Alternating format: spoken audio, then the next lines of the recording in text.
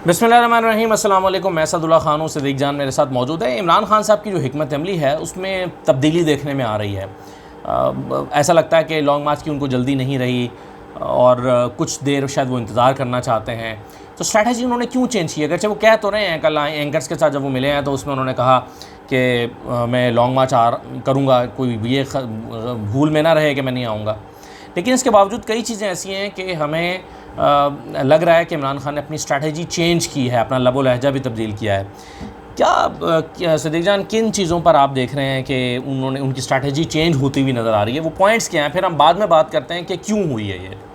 अच्छा, उसमें सबसे बड़ी वजह यह है कि इमरान खान साहब को, एक तो मुझे लगता है, जो मेरा एनालिसिस है गलत हो सकता है, कि इमरान खान साहब को एक तो ये एहसास इस चीज़ का हो गया है कि पहले वो इदारों के हवाले से बहुत आगे चले गए थे, बहुत आगे गए और बहुत प्रेशर क्रिएट उन्होंने कर लिया है।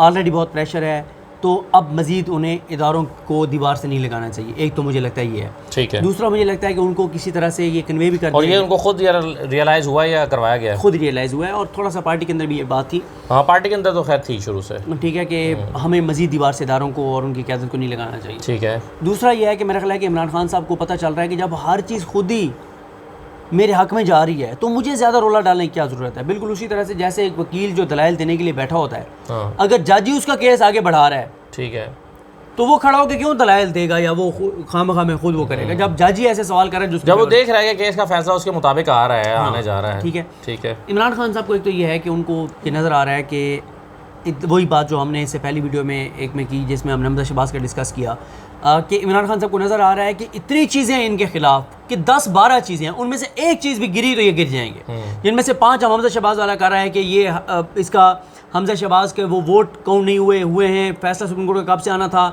5 लोगों के नोटिफिकेशन वाला, हलफ वाला, ये जो ज़िमनी इंतखाबात, ये सारी चीज़ें इमरान खान साहब को नज़र आ रही हैं। तो एक तो खान साहब यह है कि उन्हें पता है कि अपने बोझ से गिर सकते हैं। ठीक है। दूसरा इमरान खान साहब यह है कि वो उनको नज़र आ रहा है कि इदारा ज़्यादा देर प्रेशर बर्दाश्त नहीं करेगा।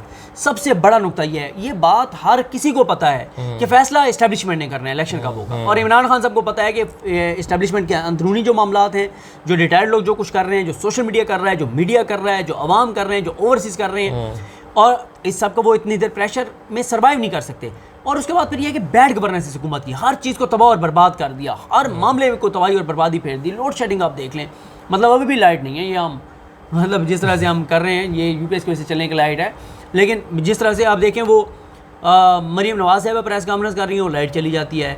वो पीपल्स पार्टी की पत्नी शादी किस कॉन्फिडेंस से हर चौथे दिन ट्वीट करके पूछती हैं कि लोड शेडिंग की सूरत हाल बेहतर हुई है आपके इलाके में, ज़रा बताएं। मुझे तो लगता है कि वो असल में चाहती हैं कि शहबाज शरीफ को गालियाँ पड़ें, वो इसलिए ज़रा लोगों को याद कराती हैं लोड शेडिंग, ताकि वो गालियाँ दें शहबाज शरीफ साहब को।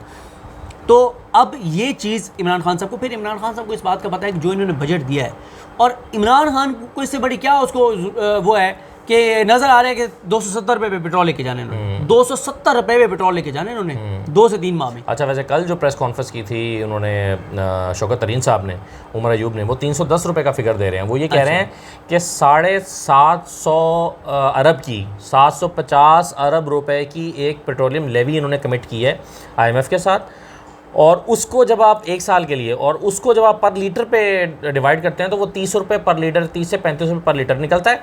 तो 30 से 35 रुपये पर लीटर लेवी ऐड करके तो वो 270 की बजाय 310 या 305 रुपये चला जाएगा। उनका मेरी जो इतला है वो 270 रुपये की। हाँ। ठीक है, वो 270, लेकिन 270 हो या 300 हो, इम्पैक्ट तो आएगा, इम्पैक्ट तो आएगा। तो इमरान खान साहब तो आराम से बैठ रहे हैं। वो आपने एक अपनी वीडियो में बात की थी, हमने इकट्ठे की थी, जिसमें आपने कहा था कि सूरत हाल ये नज़र आ रही है कि लोग निकल आएंगे और कहेंगे आओ हमें लीड करो। लोग निकल आएंगे। सर आप देखें, अभी आप जब आए हैं तो हमारे कुछ दोस्त बैठे हुए थे, उनमें से एक हमारे दोस्त हैं जिनके भाई जो है ना वो प्रॉपर्टी का काम करते हैं, कंस्ट्रक्शन और प्रॉपर्टी का काम करते हैं उधर बहरिया में। और वैसे मैं आपको बताऊं कि मैं जब बहरिया में उनके पास गया, एक बार उन्होंने खाने पे बुलाया, तो मैंने जाके कहा कि यार हम बड़े खिलाफ बातें करते हैं मलिक रियाज साहब की, लेकिन ये है कि उन्होंने एक दुनिया ही अलग आबाद कर दी है ना बहरिया में, और करोड़ों अरबों रुपए का वहाँ पे बिजनेस हो रहा है, लोग बिजनेस कर रहे हैं, लोग कमा रहे हैं और सारी चीज़ें। तो वो बता रहे थे कि जब से ये हुकूमत आई है, वो कहते हैं कि पहले ये होता था कि 3 बजे तक हमारे पास जो है वो टाइम नहीं होता था किसी से बात करने का भी, कितना बिल्कुल रुका हुआ है। और वो कहते हैं कि अब ये सूरत हाल है कि खाली बैठे हाथ में नहीं, तो अभी बजट के बाद तो कंस्ट्रक्शन वाले भी रो रहे हैं ना, 49% की ग्रोथ है ये कंस्ट्रक्शन में पिछले साल। हाँ, और वो उसके बाद जो है वो आप हर चीज़ पर आप जब टैक्स लगाएंगे तो वो भी रो रहे हैं, और फिर कंस्ट्रक्शन मटीरियल इतना महंगा हो गया। F7 गया हूँ कल परसों, वहाँ पे वो जो बाहर उन्होंने कपड़े वगैरह लगाए हुए थे वो लोग मिले, कहते हैं बर्बाद हो गए, बददुआएं दे रहे हैं, झोलियाँ उठा उठा के बददुआएं दे रहे हैं। सर बात यह है, इमरान खान को एक बात समझ आई कि कंस्ट्रक्शन का पहिया चलेगा तो 30-35 इंडस्ट्री चलेंगी। बिल्कुल सही। उसने इंसेंटिव दिए पूरी, इमरान खान ने एक उसको इंडस्ट्री का दर्जा दे दिया, उसको एक पूरे शोबा बना के, और हर जुमेरात को इमरान खान खुद कंस्ट्रक्शन के शोबे की मीटिंग करते थे, हर जुमेरात को खुद पता था कि यार कंस्ट्रक्शन होगी। और आप इमरान खान के दौर में देख लें, हर तरफ आपको कंस्ट्रक्शन नजर आने लगी थी बड़े बड़े एरियाज में। तो यही था, वो कंस्ट्रक्शन हो रही थी, मजदूरों को पैसे मिल रहे थे, मिस्त्रियों को पैसे मिल रहे थे, हर चीज़ सीमेंट सरिया ये चीज़ें चल रही थी। हाँ। और बाहर से अब इमरान खान थोड़ा सा इंतज़ार करना चाहते हैं कि ये जो बजट आया है और ये जो महंगाई हुई है इसका एक इम्पैक्ट आवाम के ऊपर आएगा, तो एक सपोर्ट मिलेगी उनको, यानी अगर वो 1-1.5 महीने के बाद अगर निकलते हैं तो उनको ज़्यादा सपोर्ट मिलेगी।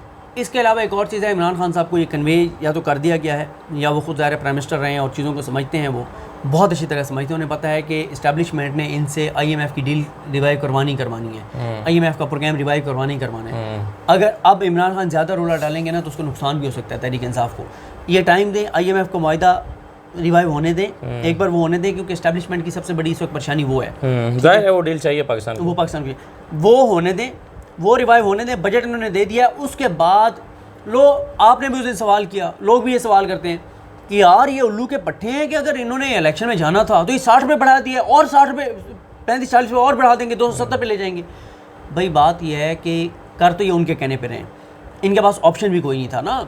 देखें, अगर ये 1 माह पहले इस्टेब्लिशमेंट को कहते हैं कि जी हमने नहीं बढ़ाना पेट्रोल, वो इनको मारते जूते, देते धक्का, ना EVM ख़त्म होनी थी, ना नैब ख़त्म होनी थी, ना ओवरसीज़ का वोट ख़त्म होना था, उन्होंने इनको मारने थे जूते और कहना था निकल जाओ फिर। ना ये केसेस सीधे होने थे, ना ये केसेस ख़त्म होने थे, ना ICL से नाम निकलने थे, ना मरियम ने बरी होना था, ना नवाज शरीफ के मामला चलने थे, और ये सारा कुछ नहीं होना था। उन्होंने इनको जूते मार के निकालना था। उन्होंने कहा निकल जाओ फिर, ठीक है हम करवा रहे हैं इलेक्शन, ओवरसीज़ वोट भी डालेगा, EVM भी होगा, सब कुछ होगा। अब जो आता है तो ये तो बर्बाद हो जाते हैं सियासी तौर पर। तो इसलिए इन्होंने ये किया क्योंकि इन्होंने 1 महीना और रहना था, और जब 1 महीना रहना था तो फिर वो सब कुछ करना था जो ज़रूरी था। अब इस्टेब्लिशमेंट ये चाहेगी कि ये IMF वाली रिवाइव हो, प्रोग्राम रिवाइव हो। उसके बाद सर वो कहते हैं ना, बिल्ली के जब पाँव जलते हैं ना तो वो अपने बच्चों को नीचे दे देती है, ठीक है। उनके जब पाँव जलते हैं ना वो फिर ये नहीं देखते कि कौन हमारा कितना लाडला है।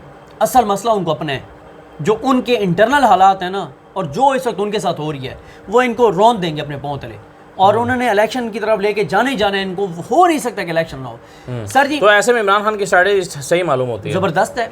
देखिए इमरान खान ने क्या लॉन्ग मार्च करने की जरूरत लॉन्ग मार्च 2 का ऐलान नहीं किया, उसका फ़ायदा क्या हुआ? मीडिया, अब आपको भी पता है, हम चैनलों में काम करते हैं, मीडिया ने सारे दिन अपना पेट भरना होता है, खबर कोई ना कोई तो होनी चाहिए ना। अब जब इमरान खान का लॉन्ग मार्च 2 नहीं है तो आप वो लोड शेडिंग पे भी बात कर रहे हैं, महंगाई पे भी बात कर रहे हैं, लोड शेड हर चीज़ पे बात करें, तबाही बर्बादी पे बात करें, तो यही होना चाहिए था।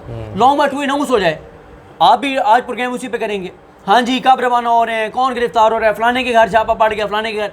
अब आज आप किस पे बात करेंगे कि लोड शेडिंग हो गई है, महंगाई हो गई है, बजट के बाद क्या सूरत हाल है।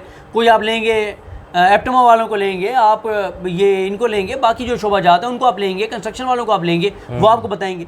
उससे यह है कि दबाव बढ़ेगा, अवामी राय इनके खिलाफ बनेगी, और इनके हाथ में कोई चीज़ नहीं आ रही, कुछ भी इनके कंट्रोल में नहीं आ रहा, क्योंकि सारा बोझ नून लीग के ऊपर है। बाकी मज़े कर रहे हैं, वजारतें लेके बाहर घूम फिर रहे हैं। ये बात तो रियलाइजेशन होगी ना नून लीग को भी कि कल को बहुत सिर्फ नून लीग के ऊपर पड़ जाना, और इसका फ़ायदा सारे उठाएंगे, जरदारी साहब भी उठाएंगे, और वो तो अभी भी कहते हैं, आप टॉक शोज़ में बैठे हो, नबील कबूल उस दिन मेरे साथ मौजूद है, वो कहते हैं भाई ये इंटीरियर वाले सवालात जो हैं, ये क्यों आंसू गैस की ये मारी, आप इनसे पूछें हमारा इससे क्या ताल्लुक़ है। हाँ, जब हालांकि ताल्लुक़ क्यों नहीं है भैया, आप इत्तेहादी हुकूमत हैं। फिर वो कहते हैं कि जी ख़जाना ये महंगाई चीज़ें ये तो आप उनसे पूछें ना, वो तो उनका वजारत ख़जाना तो उनके पास है, तो उन्होंने तो साफ निकल जाना है इसका, बल्कि वो इसको अपने फेवर में इस्तेमाल करेंगे कि जी इन्होंने किए ये गंदे हैं, तो वहाँ से अपोजिशन करेंगे और अपना मामला सीधे करेंगे। नकवी साहब ने इंटरव्यू किया नदीम अव्वल साहब का, उन्होंने कहा कि जिसका इस हुकूमत में जितना हिस्सा है वो उतना ही जवाब दे होगा। सही बात है, तो ये तो उनकी स्ट्रैटेजी सीधी आप अंदाजा लगाएं, इंपोर्ट्स के ऊपर पाबंदी लगाई हुकूमत ने। प्रेस कॉन्फ्रेंस किसने की? मरियम औरंगजेब ने। ओ भाई ये तो नवीद कमर साहब का शोबा है, उनको अनाउंस करना चाहिए, अनाउंस मरियम औरंगजेब कर रही है। तो पीपल्स पार्टी बड़े ज़बरदस्त अंदाज से खेल रही है, और वाकई आसिफ अली जरदारी साहब सारे के सारे बदले अपने ले रहे हैं इनसे। पहले देखें उन्होंने कैसे इनसे बदले लिए, मरियम नवाज साहबा वहाँ गई, भुट्टो साहब की जहाँ तदफीन हुई है बेनज़ीर की, वहाँ जाके इन्होंने कब्रों को चूमा, वहाँ जाके इन्होंने जो है वो भुट्टो की तारीफ़ें की। तो एक एक चीज़ इनके वालिद कहते थे अंग्रेज़ों के कुत्ते नहलाने वाली है, कहते थे ये जाली शहीद है भुट्टो, जाके तारीफ़ें कर रही हैं, बेनज़ीर की तारीफ़ें कर रही हैं। अब ये देखें जरदारी को घसीटेंगे, आपके जरदारी के मरहून मिन्नत हैं, जरदारी के भी हाथ पे खड़े हुए हैं, तो जरदारी साहब बड़ा अच्छा खेल रहे हैं। सही है। तो चीज़ें जो हैं वो इमरान खान के फेवर में जा रही हैं और इमरान खान ये समझते हैं कि थोड़ा सा इंतज़ार करें। अच्छा, ये सिर्फ इमरान खान पार्टी के जो दूसरे रहनुमा हैं उनसे हमारी जो मुलाकातें हो रही हैं, हम बैठते उठते हैं उनके साथ, तो वो ये कहते हैं कि जी हमें टाइम देना चाहिए। अब अगर डेढ़ महीना 2 महीने ऊपर चले जाते हैं तो कोई मसला नहीं है। बिल्कुल, शेख रशीद वालान ये कह रहे हैं, क्योंकि देखें कब ये हालात इनके लिए फेवरेबल हो सकते हैं, कम अज़ कम 4-5 माह बाद, अगर इंटरनेशनल मार्केट में ऑयल प्राइसेस कम होती हैं, ऑयल प्राइसेस 124-25 पे पहुंच गई हैं, ये 100 पे भी आ जाए ना, पाकिस्तान के लोगों को अगर ये फ़ायदा देना चाहें तो ये 6 माह बाद दे सकते हैं, क्योंकि इन्होंने जो IMF से वो 750 अरब वाली कमिटमेंट की है, ये यही चाहेंगे कि पहले एज सुन एज पॉसिबल वो लेवी और वो सारी चीज़ें करके और वो ये इकट्ठा करें। तो ये 6 माह से पहले रिलीफ नहीं दे सकते, और 6 माह सिस्टम इस तरह नहीं चल सकता। कारोबार बंद हैं, इन्वेस्टमेंट नहीं है, ओवरसीज़ पैसे भेजना कम कर दिए हैं, रेमिटेंसेज आपको फ़र्क पड़ गए, एक्सपोर्ट्स आपकी फ़र्क पड़ गए, टैक्स कलेक्शन में आपको फ़र्क पड़ेगा, महंगाई का तूफान आएगा, लोड शेडिंग मजीद बढ़ेगी, तबाही और बर्बादी होगी। इस सारे की गालियाँ उनको पड़ेंगी जो इनको लाने वाले हैं, तो वो इतनी देर गालियाँ नहीं बर्दाश्त कर सकते। सही है, अच्छा है, बहुत शुक्रिया जी, अल्लाह हाफ़िज़।